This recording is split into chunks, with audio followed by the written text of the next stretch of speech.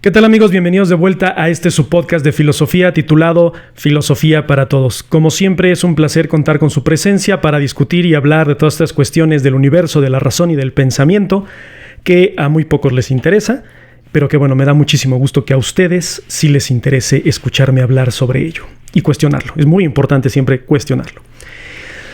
En el encuentro pasado hablamos sobre Sócrates, quién fue Sócrates, cuál fue el movimiento socrático, este método socrático que creó por medio de la mayéutica, que era la cuestionar a los individuos para que llegaran a su propio razonamiento.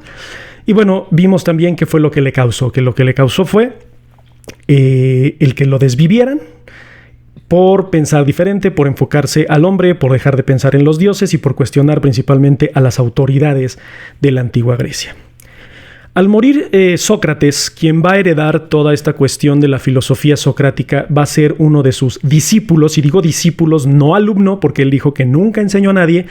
Lo mencioné en el capítulo anterior y lo repito en la apología a Sócrates. Él dice: yo nunca enseñé a nadie, simplemente cuestionaba a las personas para que ellas mismas llegaran a su propio conocimiento. Entonces, uno de ellos va a ser, bueno, de quien estoy hablando es Platón. Platón es uno de los filósofos idealistas, si no es que es el padre del idealismo, que va a forjar una de las dos grandes ramas de la filosofía, que es justamente el idealismo. Pero vamos a analizar a Platón por medio de los diálogos. Los diálogos en realidad es un estudio sobre lo que presenció Platón de las actividades filosóficas de Sócrates. Entonces, si algún día les interesa leer los diálogos de Platón, pueden encontrarlo en cualquier parte en internet, en PDF, escaneado, como sea. Es una obra maravillosa que se va a enfocar en la moral, en los estudios de la moral. Es decir, todo lo que hablamos la sesión anterior, que era el amor, la justicia, la piedad, etc. Y encontrar el verdadero significado de esos conceptos, porque muchas veces tenemos muy mala concepción de algunas cosas que nosotros damos por hecho. Y él decía, tenemos que, por medio de este método socrático mayéutico, encontrar esa verdad. ¿En qué se enfoca Sócrates? Bueno, Platón y Sócrates. Cuando hable de Platón, de los diálogos, estamos hablando de Sócrates y de Platón, ¿no? Se van a enfocar en la ética. La ética es muy importante, el comportamiento, el buen vivir, el buen coexistir con los demás individuos, ¿no? Sócrates tenía una frase que lo va a plasmar Platón en los diálogos, que es muy importante, que dice: una vida no examinada no vale la pena ser vivida. O sea, es decir, si tú vives, si solo existes, si solo vas contra la corriente, ¿qué tanto valor en realidad tiene tu vida? ¿Qué tanto sentido en realidad tiene tu vida? O sea, imagínense que nunca se cuestione nada, que todo lo den por sentado, que todas las mentiras y las falacias que les lanza la televisión y las redes sociales se las traguen así tal cual. Para Sócrates eso era impensable, era inverosímil. O sea, ¿cómo puede ser que un individuo pensante con raciocinio, que tiene la capacidad de discernir ciertas cosas y de investigar y de llegar a conocer la verdad, no lo hace? Para él no tenía ninguna razón de ser. Una vida no examinada no valía la pena vivir. Y por eso criticaba tantísimo a los sofistas, principalmente a Protágoras, a Gorgias, que hablamos la sesión anterior, ¿no? Él decía que lo que hacían estos sofistas era hacer del argumento más débil el fuerte. O sea, lo mínimo, el mínimo esfuerzo, mínima capacidad de pensamiento, mínima capacidad de raciocinio, potencialízalo y véndelo. Y eso es lo que hacen muchos en internet, no quiero decir nombres, pero ustedes saben muy bien quiénes son esas personas, de un argumento débil, de un argumento que no tiene explicación lógica, pero que tiene cierto sentido para convencer o para tratar de adormecer la mente. ¡Pum! En ese momento nos lo tragamos y lo consideramos como verdad. Para Sócrates esto era no voy a decir blasfemia porque no era tanto de dioses, pero sí era algo impensable, ¿no? Él decía que los argumentos y el raciocinio tienen que tener una sola meta, y es conocer la verdad o tratar de aproximarse. Sabemos que hoy en día es muy imposible de hablar de la verdad, además de que ya hay muchas verdades, como decía Foucault, pero estamos hablando en una época en la que pocos pensaban y pues bueno, pocos se dedicaban a esto, y él trataba de encontrar la verdad. En los diálogos van a ustedes a encontrar tal cual diálogos, es decir, van a encontrar a Sócrates discutiendo con ciertas personas sobre ciertos conceptos. Y aquí vamos a tocar algunos, no todos. El que le interese puede leer los diálogos sin ningún problema. No es una lectura amena, pero es una lectura muy satisfactoria. Si lo leen varias veces y lo van entendiendo, lo van haciendo lentamente. Vamos a hablar primero de lo que para Sócrates, Platón, recuerden, Platón escribe lo de Sócrates, es la piedad. Y la piedad la va a discutir con un ciudadano llamado Eutifrón. Ustedes lo van a encontrar así, Eutifrón o la piedad, una cosa así, dependiendo la versión del libro que encuentren. Sócrates comienza a cuestionar a Eutifrón y le empieza a decir qué es la piedad, que si él considera, o sea, que le explique qué es la piedad, que porque él no sabe en realidad qué es la piedad. Recuerden, Sócrates decía, yo solo sé que no sé nada, ¿no?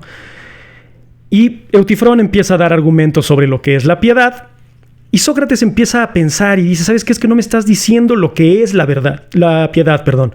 Me estás diciendo lo que parece ser la piedad, pero ya lo analizaste, ya lo pensaste, ya lo racionalizaste.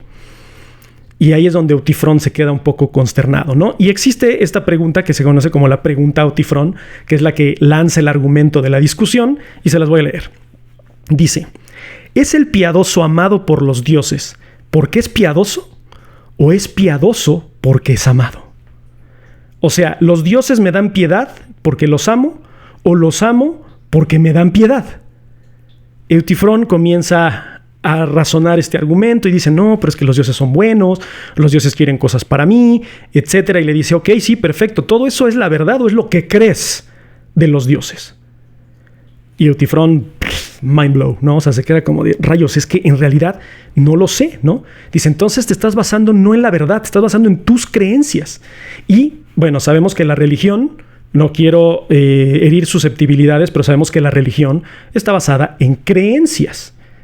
Nadie en el mundo sabe cuál es la verdad del catolicismo, del islamismo, del hinduismo, del judaísmo, etc. Todos sabemos o conocemos las creencias de esas religiones y las interpretaciones que les ha dado el ser humano. Eso también hay que tener mucho... Hay que darle mucho crédito a eso. ¿Por qué? Porque cada quien ha interpretado las escrituras de varias religiones de manera diferente.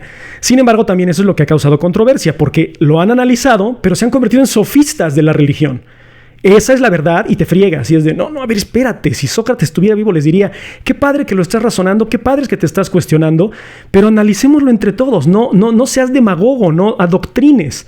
Simplemente tratemos de todos juntos conocer la verdad. Si así fuera la humanidad, sería una maravilla. Viviríamos en ya saben, como esas imágenes de si México si hubiera ganado el peje en el no sé qué. Bueno, digo, es un ejemplo, no es que yo sea seguidor de nada, pero... Y sus imágenes, así sería. Yo también considero que si Sócrates se llevara a cabo la filosofía socrática, otro cantar sería, ¿no?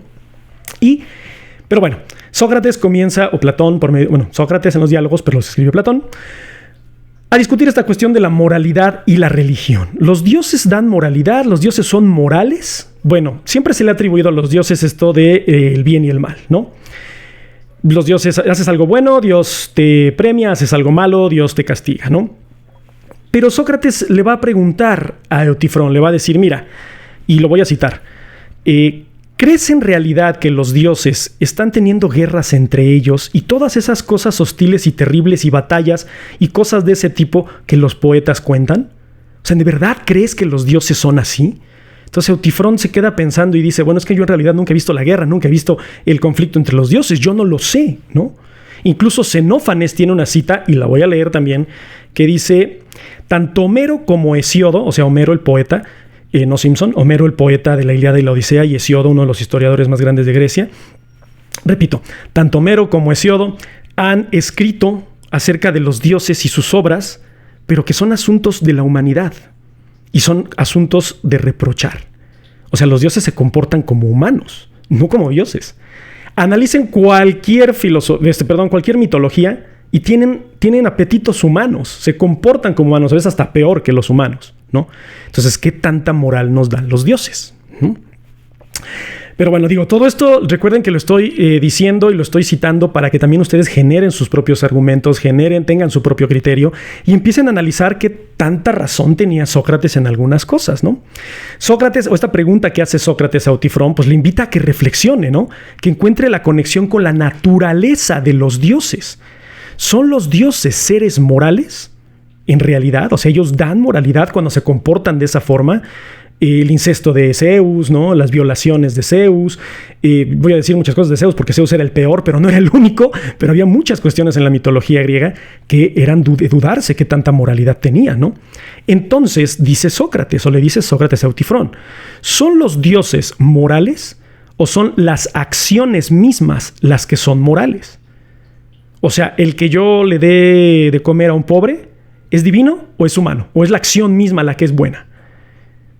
Los invito a la reflexión. Yo considero que es la acción. A mí no me dijo, no llegó Zeus y me dijo, oye, dale de comer al pobre.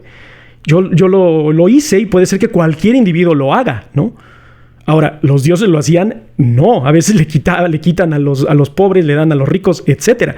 Entonces dice Sócrates, no son los dioses morales, las acciones son las que son morales. Y ahí hay un argumento bastante interesante. ¿Por qué? Porque todo esto va a depender, recuerden, religión, de la aprobación o desaprobación de los dioses. O sea, ¿lo aprueban los dioses o lo desaprueban?